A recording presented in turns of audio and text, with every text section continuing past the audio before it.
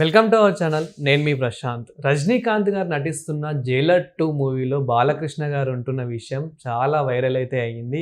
ఇదే క్రమంలో ఇప్పుడు నాగార్జున గారు కూడా ఉండబోతున్నట్లు తెలుస్తూ ఉంది. మరి వీళ్ళిద్దరు కాంబినేషన్ ఎలా ఉండబోతుంది అనే విషయాలు అయితే తెలుసుకుందాం. దీని గురించి అయితే మాట్లాడేందుకు ప్రస్తుతం మనతో పాటు సీనియర్ జర్నలిస్ట్ దుర్గా వడ్లమణి గారు ఉన్నారు. నమస్తే అండి. నమస్తే అండి. మేడం, బాలకృష్ణ గారిని నాగార్జున గారిని ఒకే స్క్రీన్ మీద చూడబోతున్నామా? అండ్ ఇప్పుడు ఈ మూవీ ఎలా ఉండబోతుంది, జైలర్ మూవీ? సో మీ ఉద్దేశం ఏంటి? అంటే అసలు జైలర్ ఇప్పుడు రజనీకాంత్ ఒక హీరోగా చేసిన జైలర్ హిట్ అయింది, అందరికీ తెలుసు. అవును. మీరు ఇంకొక ముఖ్యమైన విషయం గమనించాల్సింది ఏంటంటే అసలు ఇప్పుడు యంగ్ హీరోలు చాలా మంది వస్తున్నారు, అన్ని భాషల్లో వస్తున్నారు. కానీ చిత్రంగా ప్రజలు ఆ సీనియర్ నటులందరినీ వాళ్ళు ఆదరిస్తున్నారు. తెలుగులో కావచ్చు, తమిళంలో కావచ్చు, మలయాళంలో కావచ్చు, కన్నడలో కావచ్చు, సీనియర్ మోస్ట్ నటులందరూ కూడా వాళ్ళ సినిమాలన్నీ బ్లాక్ బస్టర్స్ అవుతున్నాయి. అవునా కదా? ఇప్పుడు రజనీ ఎప్పటి రజనీ, కమల్ హాసన్ ఎప్పటి కమల్ హాసన్. కమల్ హాసన్కి ఒక బిగ్ హిట్ ఇచ్చారు కదా, అతను ఆల్మోస్ట్ తన పని అయిపోయింది, అంత అప్పుల్లో ఉన్నాను అనుకున్న సమయంలో ఆయనతో సినిమా హిట్ అయింది. అదేవిధంగా ఈయన కూడా అసలు సినిమాలు ఏమీ లేవు అనుకున్న సమయంలో రజనీకాంత్ సినిమాలు హిట్ అయ్యాయి. సరే, మోహన్ లాల్ చెప్పక్కర్లా. ఇప్పుడు జైలర్లో ఆల్రెడీ మోహన్ లాల్ చేశారు, అక్కడ కన్నడ నుంచి శివరాజ్ కుమార్ చేశారు. శివరాజ్ కుమార్. నేను అనేది ఏంటంటే మళ్ళా పాత తరం వాళ్ళకి పట్టాభిషేకం జరుగుతోంది. అంటే యువత ఇష్టపడుతున్నారు ఆశ్చర్యంగా. ఇక్కడ వయస్సు కాదు, వయస్సు అనేది it's not at all A matter. వయస్సు అనేది కాదు, అక్కడ యాక్షన్కే వాళ్ళు ఇంపార్టెన్స్ ఇస్తున్నారు. అంటే ఇంకా చరిష్మా వాళ్ళల్లో ఉంది. మోహన్ లాల్కి చాలా మంచి మార్కెట్ ఉంది, ఇటీవల కాలంలో చాలా మంచి మంచి హిట్స్ అందుకున్నారు, మంచి నటుడు కూడా. తర్వాత ఇప్పుడు జైలర్లో వాళ్ళిద్దరూ నటించారు, కన్నడ నుంచి ఈయన, మలయాళం నుంచి ఆయన, అంటే శివరాజ్ కుమార్ అండ్ మోహన్ లాల్. తర్వాత రజనీకాంత్ గారు అన్ని భాషల్లోనూ ఆయనకి మంచి అభిమానులు ఉన్నారు, తెలుగులో కూడా ఉన్నారు. భాష ఒకప్పుడు ఎంత పెద్ద హిట్ మనకు తెలుసు. అంటే ఏ సినిమాకి ఆ సినిమానే. ఇప్పుడు కొన్ని సినిమాలు రజనీకాంత్ అనేసరికి ఆ పేరు మీద హిట్ అయిపోతాయి కదా. అదేవిధంగా ఇప్పుడు మీరు అన్నట్టు బాలకృష్ణ గారి పేరు వినిపించింది. సో బాలకృష్ణ ఈరోజు దూసుకుని వెళ్ళిపోతున్నాడు. ఆయన ఒక సినిమాల్లోనే కాదు, ఈవెన్ టాక్ షోస్ కావచ్చు, అన్ని ప్లాట్ఫామ్స్లోనూ కూడా తను ఏంటో ఆయన నిరూపించుకుంటున్నారు. ఈవెన్ యాడ్స్ రంగంలో కూడా. అంటే 60 ఏళ్ళు దాటాక మళ్ళా వీళ్ళు రీబోర్న్ అనమాట, నటులుగా కావచ్చు, అన్ని రకాలుగా. కాబట్టి ఇవాళ బాలకృష్ణతో పాటు నాగార్జున పేరు వినిపించింది. నాగార్జున కూడా చాలా క్రేజ్ ఉంది ఆయనకు కూడా. అంటే వీళ్ళందరూ కూడా అమృతం తాగేసి బతికేస్తున్నారు చెప్పాలంటే. అందుకని వీళ్ళకి మళ్ళీ వీళ్ళని తీసుకుంటున్నారు. అయితే ఇక్కడ మీరు ఇంకొక ముఖ్యమైన విషయం గమనించాలంటే, సౌత్ ఇండియాలో ఇప్పుడంతా లెక్కలు మారిపోయాయి. సింగిల్ హీరో, సోలో హీరో తోటి సినిమాలు హిట్ అవ్వవు అనేది అర్థమవుతుంది ఇప్పుడు. ప్లస్ ఇంకొకటి, మార్కెట్ క్యాప్చర్ చేయాలంటే ఇప్పుడు అందరూ కూడా పాన్ ఇండియా అంటున్నారు కదా.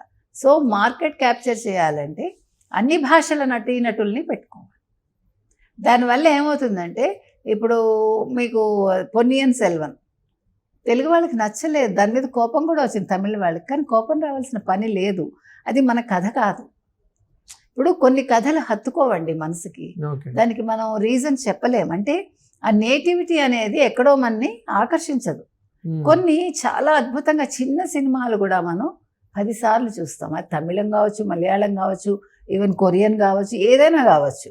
అక్కడ భాషతో సంబంధం ఉండదు మనకి.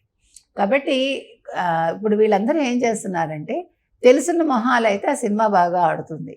ఇప్పుడు బాలకృష్ణను పెట్టగానే డెఫినెట్గా సినిమాకి హైప్, నాగార్జున పెట్టగానే డెఫినెట్గా సినిమాకి హైప్.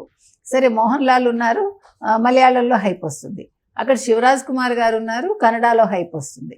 కాబట్టి ఇది తెలివైన డైరెక్టర్ చేసే పని. రజనీకాంత్ ఒక్కళ్ళే నటిస్తే సినిమా హిట్ అవుతుందో లేదో మనం చెప్పలేం, మనకు తెలియదు, అది ఆ టైం అంతే. కానీ ఇంతమంది ఉండేసరికి ఆ సినిమా ఖచ్చితంగా హిట్ అవుతుందని మనం గ్యారంటీగా చెప్పచ్చు. కానీ మనకి ఇక్కడ తెలుగు ఇండస్ట్రీలో అనే కాదు, ఇక్కడ ఇప్పుడు ఈవెన్ యుఎస్లో కూడా మనం చూస్తూ ఉంటాం. ఒక్కసారి బాలకృష్ణ గారిది ఏదన్నా చిన్న మూమెంట్ వచ్చినా కానీ జై బాలయ్య అంటూ ఇంకా అదరగొట్టేస్తారు థియేటర్లో. అలాంటిది ఇప్పుడు జైలర్ 2లో ఇలా ముగ్గురిని ఒకేసారి చూసినప్పుడు స్క్రీన్ మీద ఇంకా థియేటర్లో ఏ విధంగా హవా ఉంటుంది అనుకోవచ్చు మనం. బ్రహ్మాండంగా అసలు అదే మీరు అన్నారు కదా, స్క్రీన్లు చించేస్తారా లేకపోతే బాక్స్ ఆఫీస్ బద్దలవుతుందా, ఇవన్నీ డైలాగ్స్ ఉంటాయి కదా, ఆ రకంగా ఉండొచ్చు ఒకటి. రెండవది ఇంకొక ముఖ్యమైన విషయం ఏంటంటే నాగార్జున గారు హరికృష్ణ గారు కలిసి సీతారామరాజు సినిమా చేశారు, మంచి హిట్ అయింది. వైవిఎస్ చౌదరి ఏమో అది, మంచి కాంబినేషన్, బాగా పండింది ఆ సినిమా. అదే విధంగా ఇప్పుడు మళ్ళీ బాలకృష్ణ నాగార్జున అంటే ఇది కూడా బాగుంటుంది, ఎందుకంటే బాలకృష్ణ ఒక లెజెండ్. మీరు అన్నట్టు జై బాలయ్య ఆ పాట ఎంత పెద్ద హిట్, గీతా మాధురిను ఇంకెవరో పాడారు దాన్ని కదా, చాలా బాగా హిట్ అయింది ఆ పాట కూడా. కాబట్టి జైలర్ మీద అంచనాలు పెరుగుతాయండి, డిస్ట్రిబ్యూటర్స్ కూడా చాలా ఎక్కువ రేంజ్ అంటే ఎక్కువ ఇచ్చి కొంటారా ఫిల్మ్ అనేది చూడాలి మనం. సో తమిళంలో, ఇటు తెలుగులో, అటు మలయాళంలో, అటు కన్నడలో కూడా జైలర్కి చాలా మంచి మార్కెట్ ఉంటుందని మనకు అర్థమవుతుంది.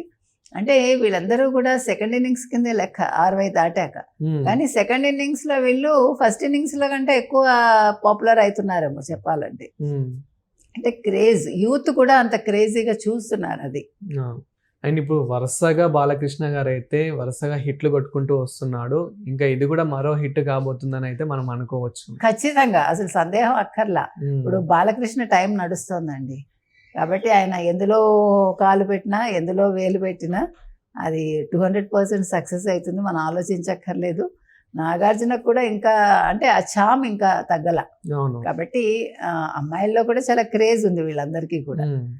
సో ఖచ్చితంగా ఈ జైలర్ 2 పెద్ద హిట్ అవుతుంది. రజనీకాంత్ మళ్ళా అంటే మాస్ హీరో ఆల్రెడీ, ఆయన మరోసారి మాస్ హీరోగా మరోసారి ప్రూవ్ చేసుకుంటారని అనుకోవాలి మనం. కానీ ఇంకొకటి ఏంటంటే నాగార్జున గారు ఇప్పటికీ పాన్ ఇండియా లెవెల్లో యాక్ట్ చేయలేదు కాబట్టి మరి అంతగా, సో మరి ఇది వర్కౌట్ అవుతుందంటారా? ఎందుకు కాదు, ఖచ్చితంగా అవుతుంది. ఎందుకంటే మీరు అన్నట్టుగా ఇంతవరకు యాక్ట్ చేయలేదు, ఇది ఒక స్టార్టింగ్ గా అనుకోవచ్చు మనం. నెక్స్ట్ ఆయన వేరే మూవీస్ లో ఇది స్టెప్పింగ్ స్టోన్ గా తీసుకుంటే నెక్స్ట్ మూవీస్ కి అయినా మళ్ళీ పాన్ ఇండియా లెవెల్కి వెళ్ళొచ్చు కదా. సో ఆయన్ని నమ్మి నిర్మాతలు కూడా ముందుకు వచ్చే అవకాశం ఉంటుంది ఖచ్చితంగా. Thank you. Thank you.